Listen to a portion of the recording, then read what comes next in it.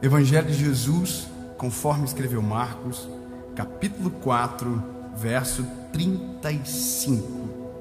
E sabe, pela primeira vez, antes de eu ler o texto, eu quero ler o que diz na epígrafe do texto, aquele título que está acima, que dá o start, basicamente, dos versículos que vem após. A minha versão é Almeida Corrigida Fiel. E aqui tem uma frase que indica aquilo que a gente vai ler. E na minha está escrito: a tempestade submete-se a Jesus. Vamos para frente? E naquele dia, sendo já tarde, disse-lhes: vamos para o outro lado. E eles, deixando a multidão, levaram consigo, e assim como estava no barco, e havia também com ele outros barquinhos, levantou-se um grande temporal de vento, e subiam as ondas por cima do barco, de maneira que já enchia. E ele, Jesus, estava na popa, dormindo sobre uma almofada. E despertando-no, dizendo-lhe: mestre, não deixe que nós morramos. E ele, despertando, repreendeu o vento e disse ao mar: fica quieto. E o vento e o mar se calaram, e houve grande bonança. Te amo, Jesus. É isso. E disse-lhes: por que vocês são tão tímidos? Porque ainda não tendes fé. E sentiram um grande temor, e diziam uns aos outros: quem é esse que até o vento e o mar obedecem? Uau, lindos. Eu vou contar para você uma coisa. Para mim, eu não consigo ler um texto como esse e não ficar empolgado. Eu não consigo não ler um texto como esse e não ficar ainda mais apaixonado por ele, porque é muito doido. Coitado do Thanos. Quem pegou a referência pegou. Mas olha, meu Deus, é muito doideira, é muito incrível como Jesus é extraordinário.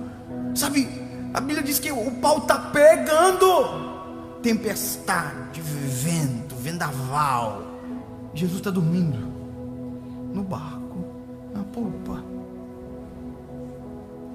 Jesus está dormindo. Jesus está dormindo. E a tempestade está rolando. E só está rolando porque Jesus ainda está dormindo. E o vento está ventando. E só está ventando porque Jesus ainda está dormindo. E os discípulos estão quase morrendo. E só estão quase morrendo porque não entenderam que com Jesus no barco não tem como morrer. Não, você não pode uma coisa dessa. Como assim? É porque eles não entenderam. Por isso que quando Jesus acorda, depois de fazer tudo o que fez, diz: gente, vocês não entenderam ainda, né? Vocês não entenderam algumas coisas. Primeiro, eu disse: vamos para o outro lado. Eu não volto atrás da minha palavra. Faça chuva, faça sol, tempestade, vendaval. Eu disse: nós vamos por onde? Para o outro lado. Então vocês não tinham nem que estar desesperados, vocês tinham que estar dormindo junto comigo. Olha, relaxa. Se eu estou na popa, a popa é o lugar de controle. Eu consigo controlar a parada toda dormindo. Dorme, descansa. Se eu estou no barco e eu disse que vou para o outro lado, nós vamos chegar no outro lado. Mas David, você não conhece a minha história. O pau está pegando. Mas Jesus te deu um destino. Jesus te deu um endereço. Jesus te deu um lugar que você vai chegar. Tem tempestade, mas se Jesus te deu um endereço, o endereço é maior do que a tempestade. O destino que o Senhor te mandou ir é mais poderoso do que a intempérie que está no meio. E se Ele falou que vai acontecer, acontece. Você só não pode sair de perto dele. Mas Ele está dormindo. É porque Ele confia em tudo, inclusive nele. Ele é Deus. É outra coisa que a gente não entende. Ele deu o destino, ele está no barco. E a tempestade se submete a Ele. Eu vou te explicar o que é submissão.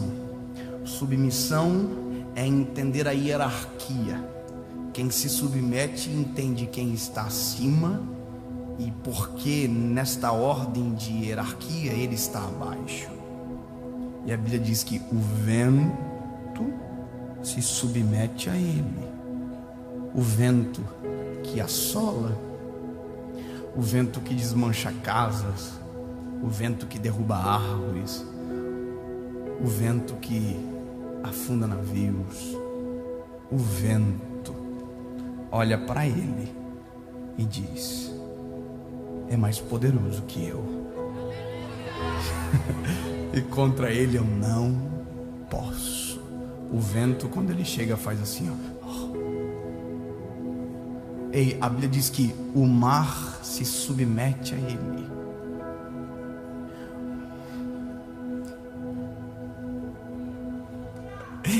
Quando ele chega, o mar diz: ele é mais poderoso do que eu. Quer dizer, o mar entende, o vento entende, o jumento entende, a sarça entende, a figueira entende, o passarinho que voa entende, os lírios do campo entendem. Oh, aleluia!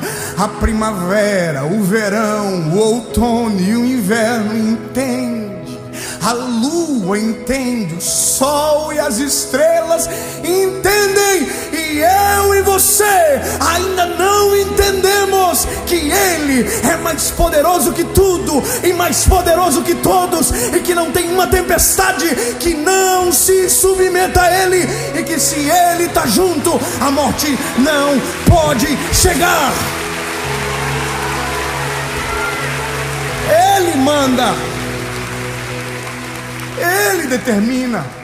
Aí a doideira é porque Jesus está no barco sabendo que está indo para o outro lado, mas nós vamos chegar no outro lado. Top. Jesus está dormindo, soninho leve, né? As aguinhas molhando ele, dormindo. Que coisa, né? Você tem gente que acorda com vento, tem gente que acorda com tempestade. Jesus só acorda com a nossa voz. Nossa, que delícia ouvir isso, não é? A tempestade não acorda ele, a adversidade não acorda ele, mas os filhos acordam ele.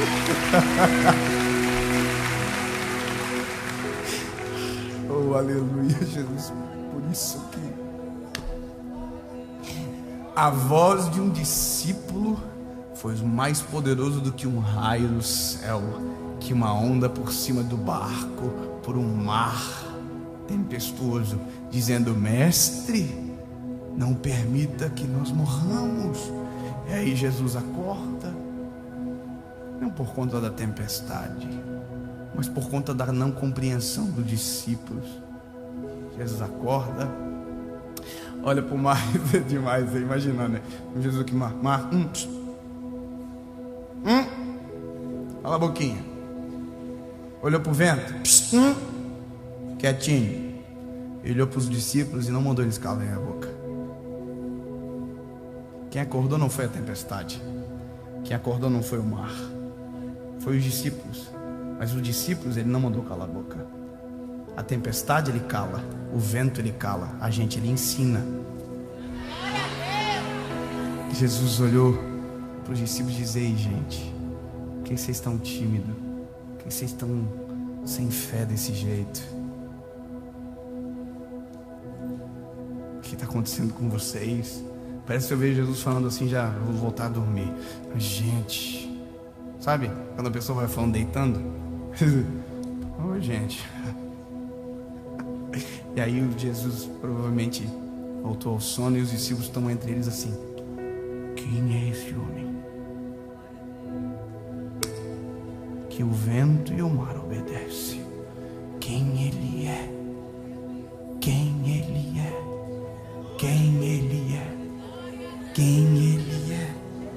vou dizer para você quem Ele é. Ele é aquele que apontou o teu destino, está no barco com você e só acorda se você chamá-lo. As suas tempestades não acordam Ele, mas a sua voz desperta. Mas entenda, se o vento obedece, se o mar obedece, se tudo obedece, quem sabe não chegou a hora de a gente entender que a gente também tem que começar a crer e obedecer.